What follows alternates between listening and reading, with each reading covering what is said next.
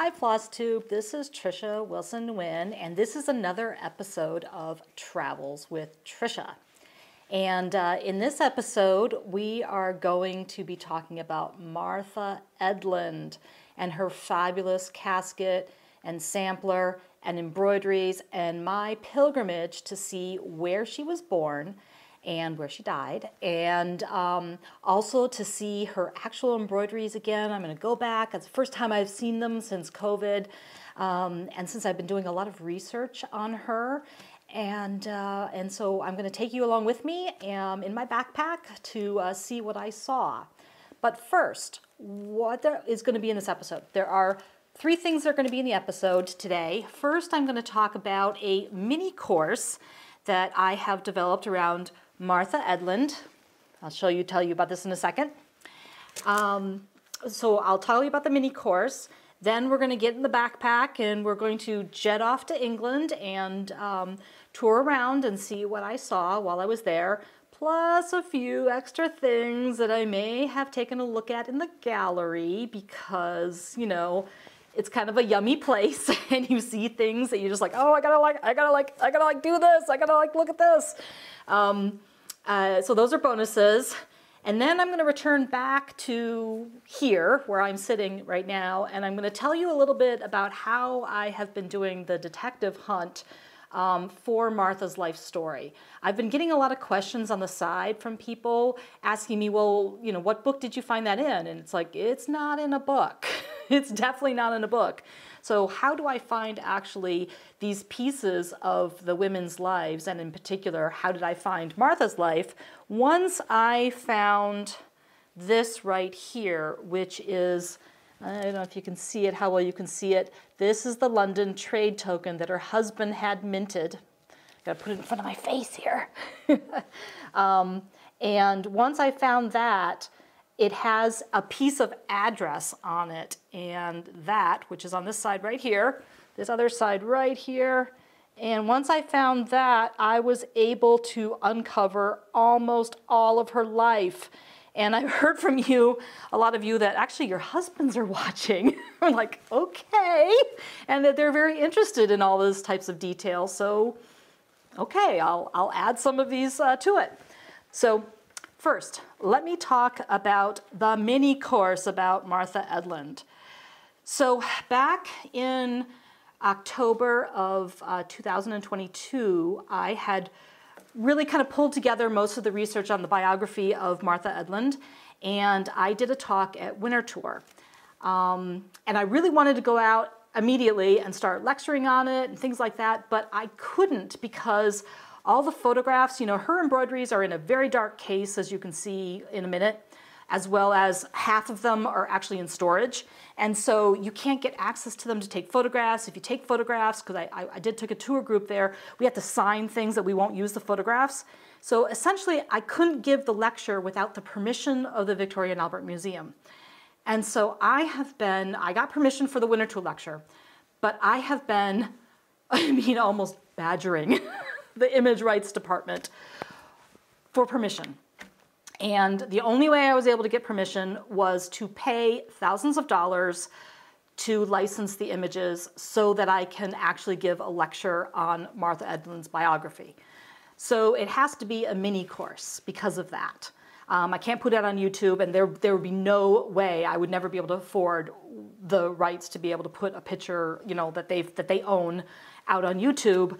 So I've designed this mini course, and you can go to my teaching website or my shop and register for it. It is going to have 4 parts to it.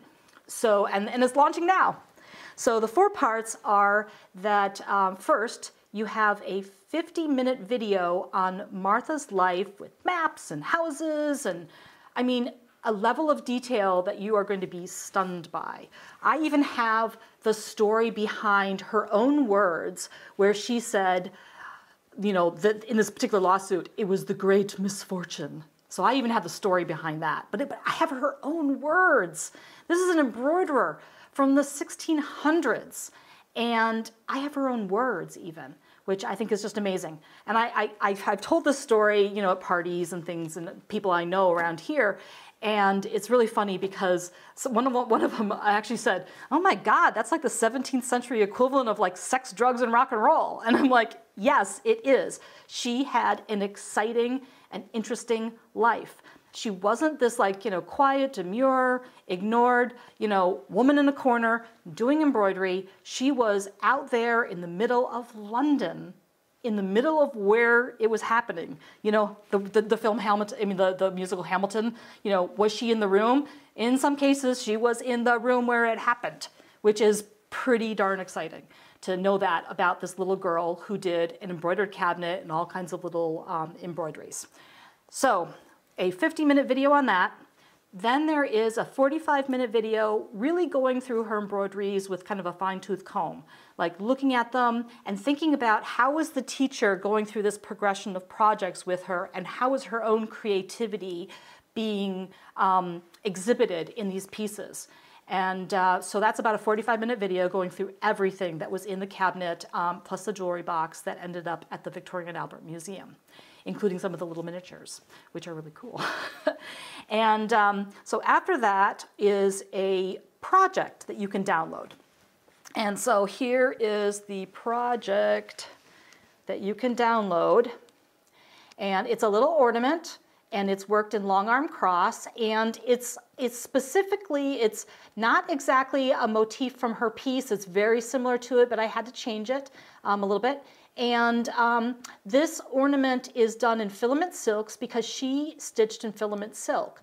And then there are some really interesting things that I noticed on her works about how she turned her work while working. And what that does with the filament silk is it gets special effects. And so those special effects are seen on this particular piece. And then, I don't know if you can see right here. See right there? In the middle of the stem, she has done satin stitch, and then she has interwoven it with more colors. And that's another technique that is taught in this project.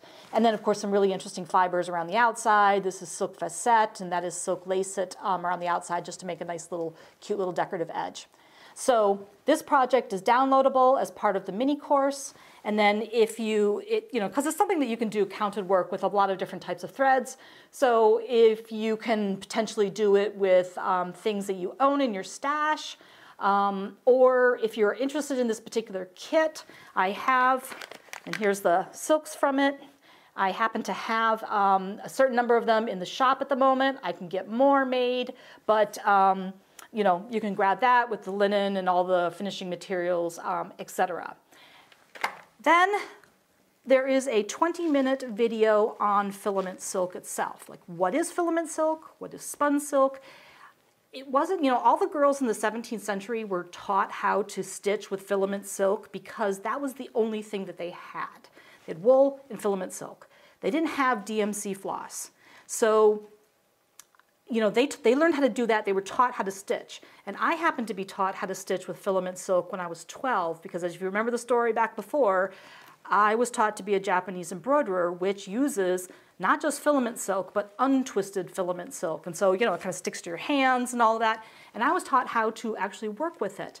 And it wasn't until, I would say almost recently, that I realized as a teacher that everybody today, there's this big disconnect between our grandmothers or great-grandmothers teaching us how to embroider and then how the rest of us learned how to embroider. Most of us actually learned how to embroider as a self-discovery process. Maybe a little bit of teaching in a home ec class, maybe a little bit seeing somebody else do something and picking up a kit, but most people have progressed from cotton floss to maybe spun silk, and then they try to use filament silk. Well, they've never been taught how to take a stitch with filament silk. And so I am going to add a whole video on how do you actually handle it when you are taking a stitch so you get good results. Well, good results like this, right? That's really, you get a really nice shine and it's all nice and tight. And how do you get that if you're stitching with filament silk? So that's another video in the mini course. Now, the best part of this is that the mini course is $15. It's a steal because the whole point is I really want to get Martha's story out there. I have been so flummoxed for really a year and a half where I can't tell people the story because I don't have the visuals to do it. And now I do. And so I just wanted to get to the largest audience possible. So it's $15, but the catch is you only have 31 days to watch all the videos. I can't put them up in a way that you can get to them later. You know, I can't put them on YouTube or anything like that. You can watch the videos, you can download the project instructions, and enjoy it as much as you want. Now, there's another little thing. People who know me and have been doing teaching and with, you know, taking my classes and also doing things like taking tours with me know that I really like to help out our caretakers of embroidery because there just isn't enough money flowing into that area. And so $5 of every registration is going to be donated to the textile department at the Victoria and Albert Museum. And that could add up to a good little chunk of change for them to do some nice things with. And I will be asking that that money goes towards things that help the access of the embroideries to the larger community. Things like photography of objects or conservation work that is necessary in order to show an object or conservation research. Those are all areas where there just isn't enough money to do it. And you probably don't know this, but there are far more embroideries in museums than there are on the object databases. If you go to a museum and you look at object collection and like look at the embroideries they have, they've got more. It's just that they don't have the photographs to put the photographs on. So the V&A has more caskets than are on the site even. And there aren't pictures of all of them. So why don't we help them get some pictures? And so that's something that I really like to do with my teaching. And when we go on tours, we always leave a lovely donation or a piece of equipment or something that helps the department do their job. And that helps us as well because we get to see things more than we would before. So anyways, $5 everyone goes to the V&A. You can register right now. Now, let's get in the backpack and let's go to Europe. So Martha was born in 1558 in Pinner, only a few streets from the main street we see here. Now those of you eagle-eyed readers will say, hey, Tricia, everything I have ever read says she was born in 1660. I have found irrefutable evidence in 2 places that she was born in 1558. And I have no idea where the 1660 came from, but once it got out there, man, it has been said over and over again. That means, of course, that her embroidery was done at an older set of ages than we have read over and over. So already things are kind of being turned on its head. So Pinner is about 15 miles outside of London Center and now is a suburb of the city. I have located the 2 homes she lived in, but I can't unfortunately show the maps on YouTube, but they are in the mini course, including their pictures. The houses were raised in the 1980s for a subdivision development, but the roads are still named for the houses. Main Street of Pinner is still on the same layout as in the 1500s, and as you walk up the street, you come to a high point on the street where St. John the Baptist is located.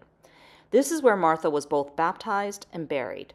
In fact, she is not in the churchyard, but she's in a crypt inside in the church with a memorial stone engraved and on the wall. It is up really high, so you can't read the writing in this picture because of the camera angle. But it lists the family members in the crypt, including her daughter, her granddaughter, her son-in-law, and his second wife, and Martha. Her date of death and age at 66 when she died is listed in stone. When combined with the parish record books of baptisms and death, it's just irrefutable. She was born in 1558. When I was there, I took pictures of the buildings on the street that had date plaques indicating that they were when Martha lived nearby. So she frequented this street. Several of the buildings had been there since 1580 or around the 1620s, including this Centerpiece Tavern, an inn today called the Queen's Head, but was called the Crown in the 16th century and 17th century. Just before Martha moved back to Pinner for her retirement, the name was changed to the Queen's Head in 1715. Records show that the Crown was operating by 1540, But other records indicate that there was an alehouse in town which may have been on this site when King Edward III signed the royal charter establishing Pinner's annual fair in 1336. I was right there after an international flight, and so it wasn't open yet, but peeking in gave me the flavor of the tavern part. I can't imagine that during her life she didn't enter it at least once. So now off to the V&A. So I've made it to the Victoria and Albert Museum to see Martha Edlin's casket again. When you enter the V&A, you go immediately to the left up these marble stairs and enter the wonderland of the British Galleries, 1500 to 1760. All right, I was here to see Martha's embroideries, and I was on a tight schedule needing to get across London again, but I could not help myself stopping and taking photos and drooling. I will have to make that a different Travels with Tricia episode, or we would be here for hours. But I couldn't help putting in this image of a manuscript. It is a record of how to make the finger loop braided lacets that Martha uses in many of her little projects that I examine and talk about in detail in the mini course, things like the little lacet gloves. It is really exciting to see how they recorded instructions at the time. There is a great set of self-published books by a woman named Naomi Spicer, who is a braid deducer extraordinaire, who has decoded all of these books. Her books are rare and out of print, but if you can get a hold of them, they're unbelievable. This is always a pilgrimage to see Martha's pieces, the casket, some of the little pin cushions, the bellows, the little items, the needle case inside, and the jewelry case, as well as her full polychrome sampler.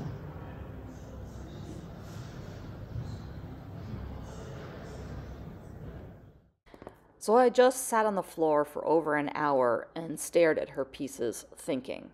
Many people passed me by and looked at me like I was a little weird. Well, I guess I kind of am. I had better photos of the pieces on my iPad and was looking at them and getting up and looking at it live and thinking.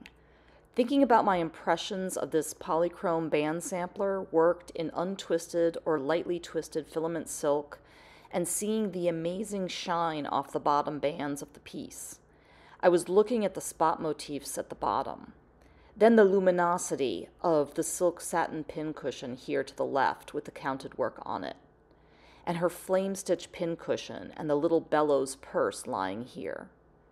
Not in the case are her whitework sampler and the swan she made from the silk and gold bullion that has been pulled so much that it looks like an expanded slinky. She took that and wrapped it around the swan so it looked like glitter. She also has little gloves worked from lacet braid and even a doll's head and doll basket that she made. Then there is a little box about 2 inches around that is covered with a metal thread that is stitched together with colored silks, again hidden in storage.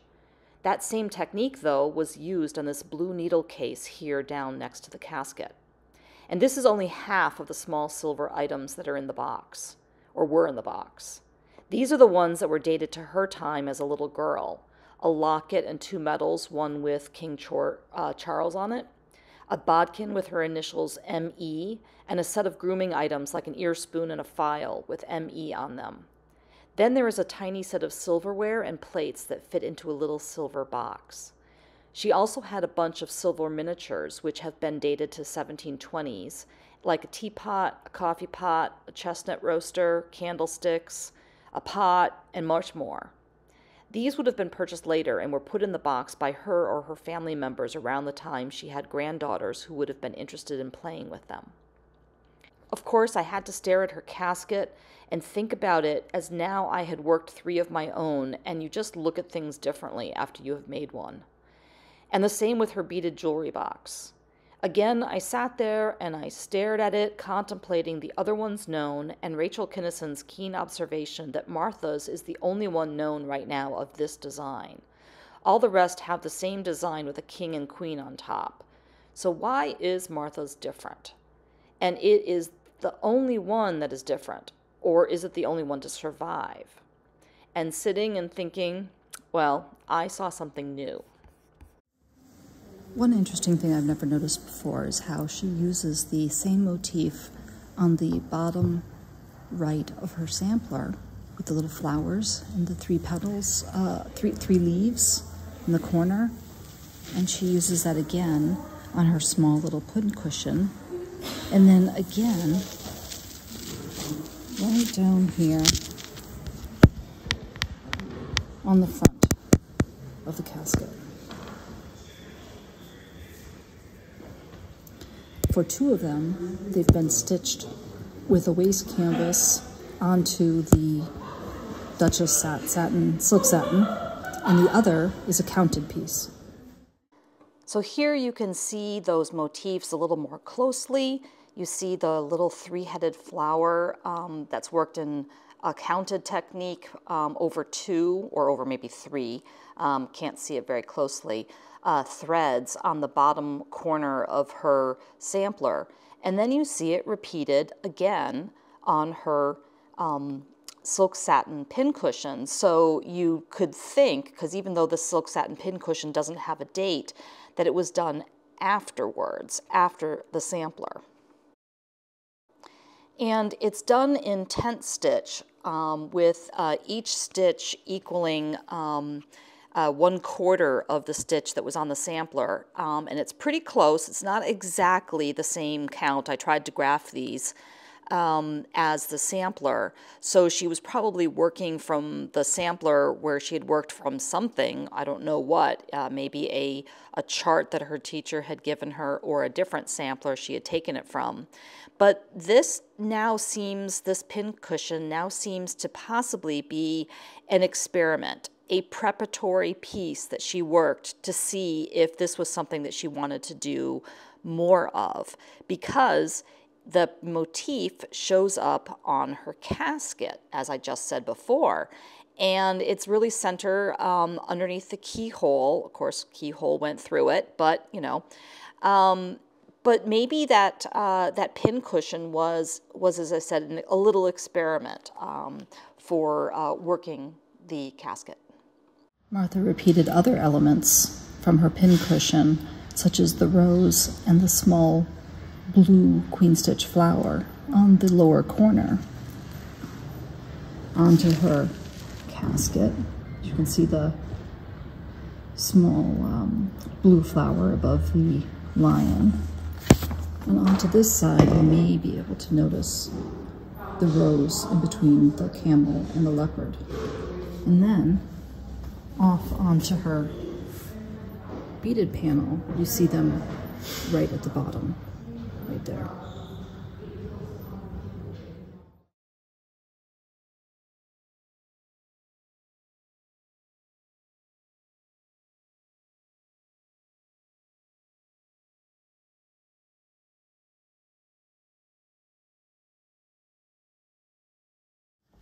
Another repeated motif is the double-headed eagle, which is in the left side of this spot motif area.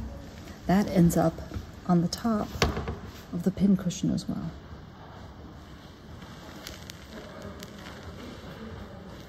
When you get tired of looking at Martha and the other students' works, the finished mirror frame, the unfinished mirror frame, you kind of need to go down a little bit. And I think this is something that most people miss, which is right below the exhibition. There are a bunch of drawers that can be opened up. So let's open up the top drawer.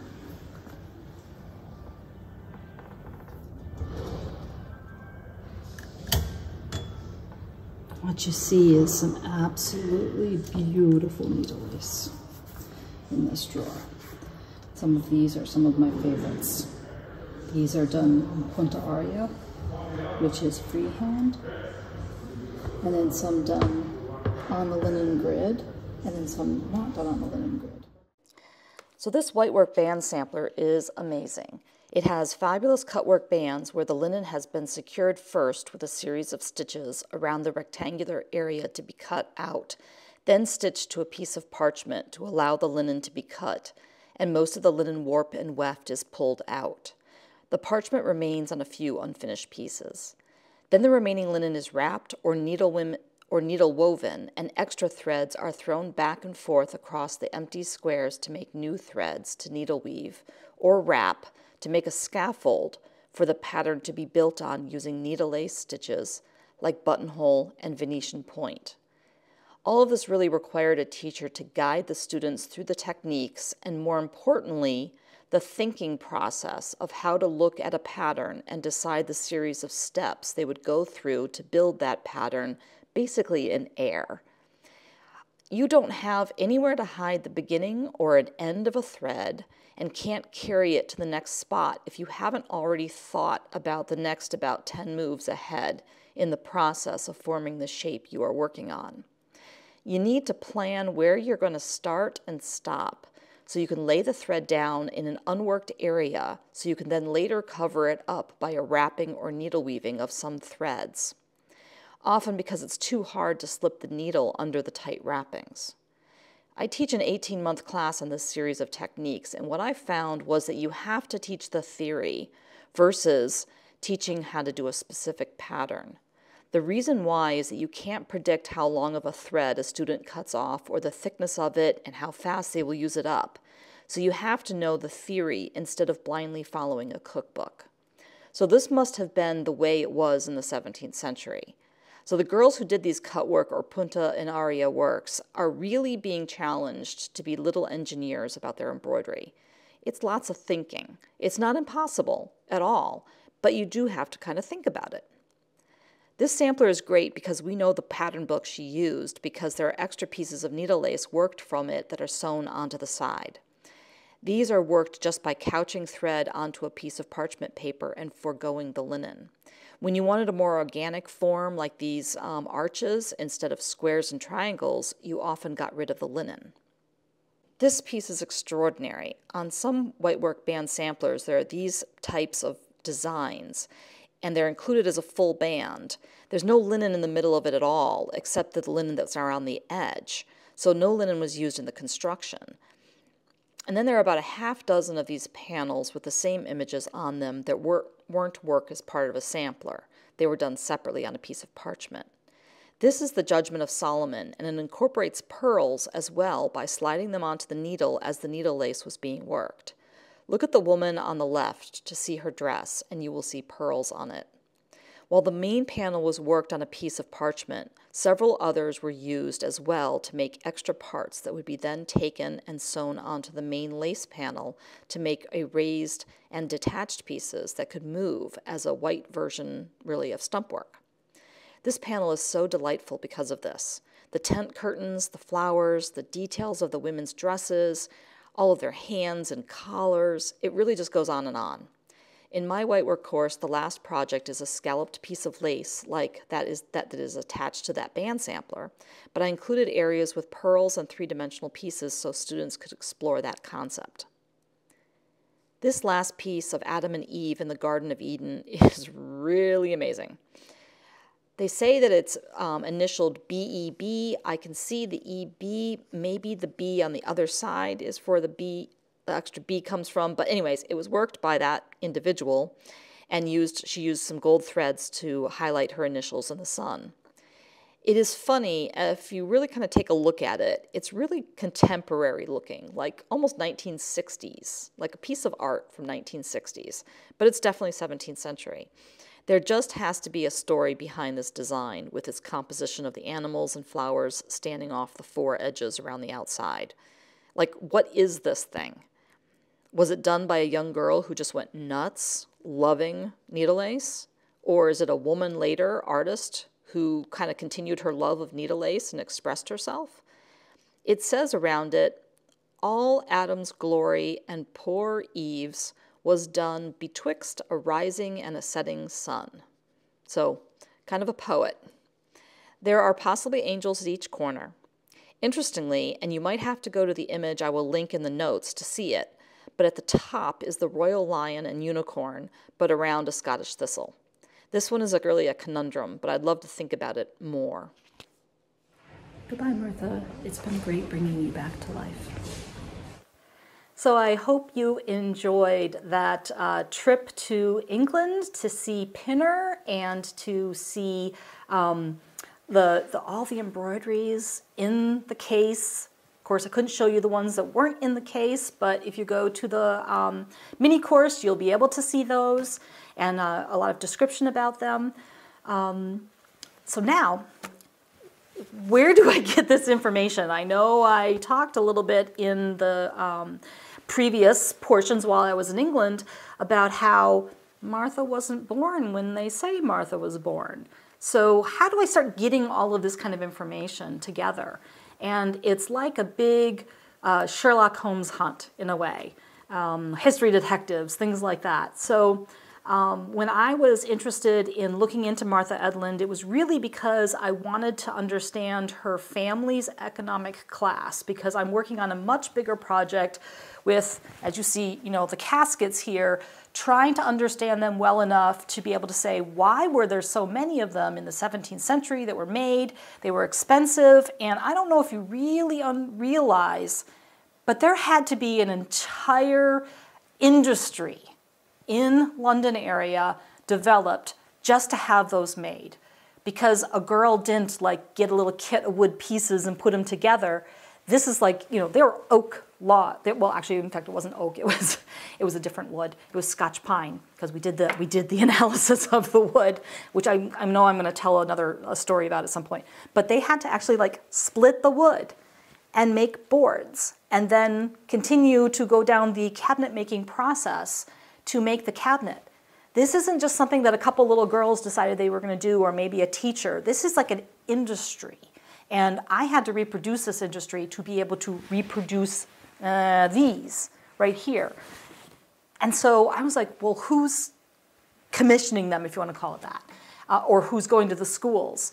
And often people are kind of like, well, they must be rich. They must be aristocratic. They had the time. They had the money. Well, yeah, maybe, but do we know that? Or are we just kind of talking by the seat of our pants, right? So I wanted to really understand the economic background of Martha's family, as well as we only have a few names associated with caskets. But she was the one that was best known, so I started with her. And I know I've told you this before, and I started looking at archives. We knew that she was from Pinner, so I started looking at archives near there. I started looking in archives that were nationalized, where a lot of databases are coming together so that you can look stuff up. And obviously I started looking up her name, her will. When you get her will copy, then you can actually find more names in there, and then you can start to track back genealogically to find out what her father's name was. Once I found her father's name, that started to open up more possibilities for documents that I could then find.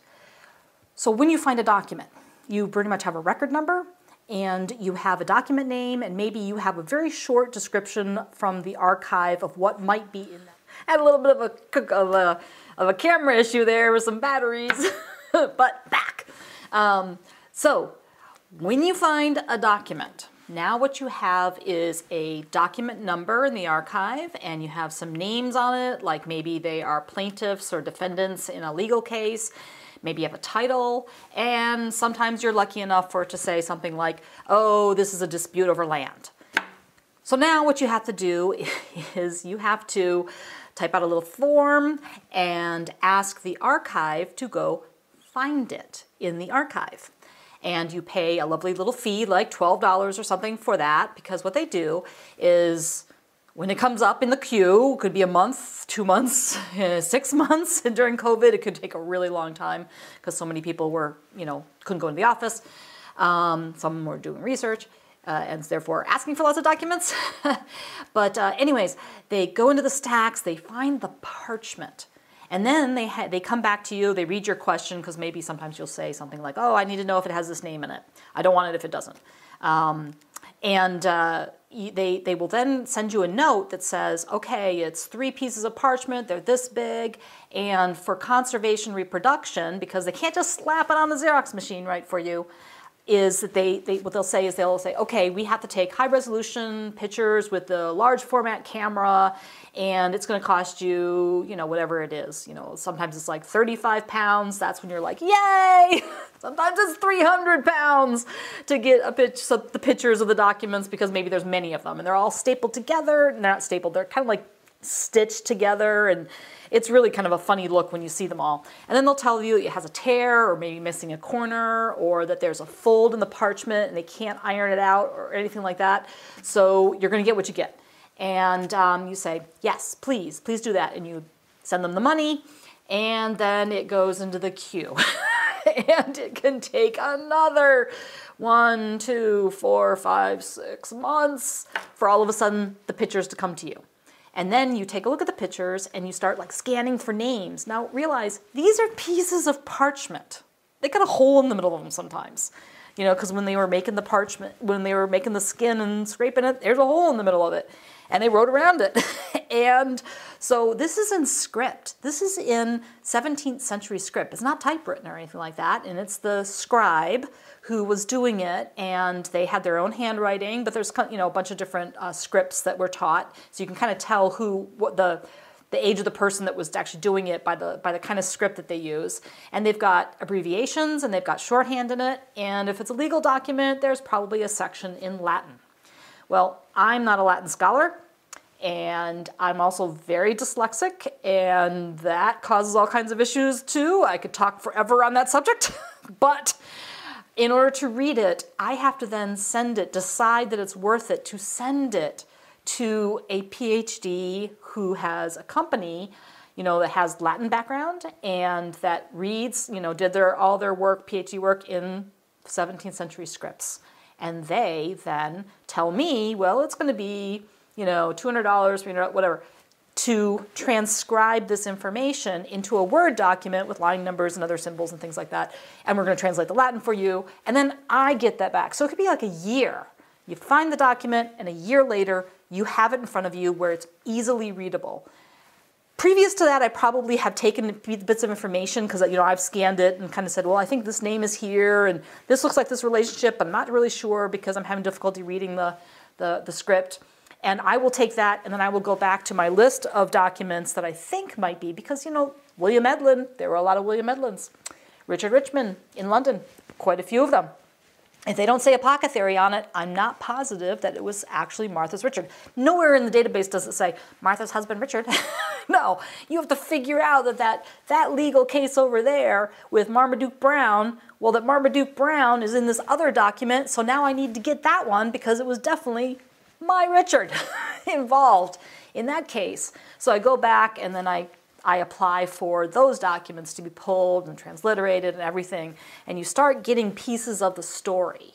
Sometimes you get pieces where you're like, wait a minute, what's that company name? And you go off and you start reading maybe a history of that particular thing, such as water distribution in London was a big piece of Martha's story. I didn't know anything about that, so then I have to find the book about that and how the relationship of all the companies and what was happening, and Court of Orphans. What was the Court of Orphans? That comes up. And so I had to go do a bunch of research in that. And then it helps pull the little pieces of data together. So this ends up being like a really big board behind you. You know, you see that like the FBI, you know, show, or Sherlock Holmes, and there's all those pictures on the big board, and then there's string between them all, relationally happening. But that's in your head. And then on timelines, I draw a lot of timelines where I put things on the timeline and things start showing up because of that. Relationships of events start showing up, and, you know, if this, then that kind of things start showing up. Also, what shows up is holes. And the holes are sometimes, like, the absence of something is sometimes the most important story. And an example of that is Richard didn't have a will. And I found that shocking because Martha's will was 15 pages long. Martha's will, if a woman had a will, it was half a page at best. If a rich man had a will, it could be a page and a half, 2 pages. If a merchant had a will, it was usually not more than a page. She had a 15-page will. What the heck? And her husband, where's her husband's will? It was missing. It was missing in action. I'm like, did it get bombed in the Blitz? Because that happened. Documents got destroyed in World War II in London. Or was there never a will? And why would there never be a will? I mean, this man had 80 court cases he was involved in. So, you know, he had like a lawyer on speed dial, okay? So why isn't there a will? And I kept looking and looking for his will because that just really bugged me. And one day, document comes back from transliteration, and there it is, right there in the print. Martha has letters of administration of her husband's estate. Letters of administration mean, because I had to do some reading on legal stuff, that means that he died without a will. And there's a story behind he died without a will. And that's a big piece of her story. So sometimes the absence of information, and there's another absence of information that I'm just chasing down like crazy right now because Martha doesn't show up in some important documents in the Apothecaries Company that she should. So I don't know why. And it's one of those kind of like, when we have to sit there and go page to page to page in these record books to make sure that that's not a mistake and that she's in there. But if she's not there, then that is a story in itself. So I'm always kind of looking for the pieces of information, tying them all together, but also what's missing, what should be there, what's common in that time frame. And why isn't it there? Because there's something behind it. Like certain baptismal records are missing. And there's a story behind why they're missing. As you know, if you are interested, please get into the mini course and find out where some of these things have led. If you like these Travels with Tricia and these kind of detective hunt type things, please subscribe. And I also, and if you're interested in the mini course, then you can sit and listen to some of the talks while working this pretty little piece of embroidery.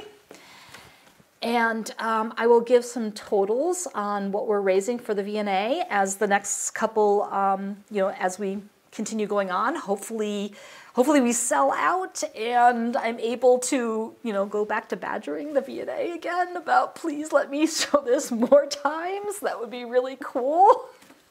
Kind of prove that, embroidery is pretty hot, people. Let's do stuff. So anyways, I hope you enjoyed this, and I will see you during the next Flosstube.